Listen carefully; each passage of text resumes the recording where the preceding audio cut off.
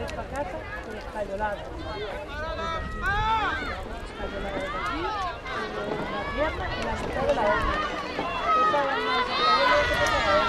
Y de la ambulancia de la policía. Esa es la escayolada. Como no tengo nada, yo no la tengo como para acá. Que le puso a mi madre el sofá, está muy bueno, hombre.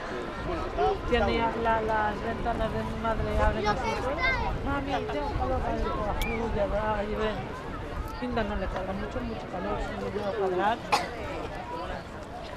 Mi madre. Movía por un lado para otro, dijo mi madre. Una enfermera lo tuvo enfiladísimo.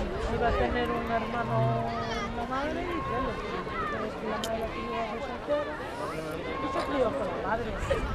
¿Vale? Después se decidieron tener un crío y tal, cambiaron del hábito de vivir en la casa de la abuela con la madre y tal, a muerte. Este tío no sabe qué tiene que tener aquí. Mira que le tocó trolera. La madre dijo que la llevaron a sentar al niño con la espiritual.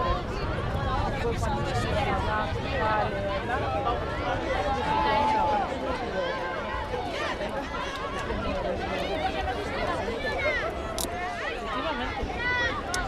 Y después de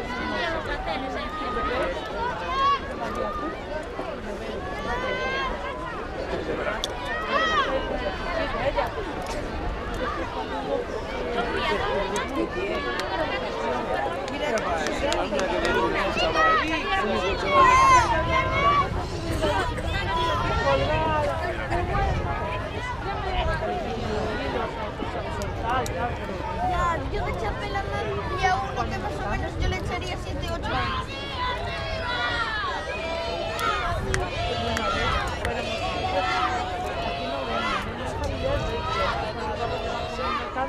Siempre me la recuerdo, una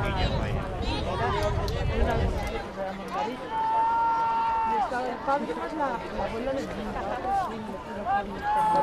a la abuela cuando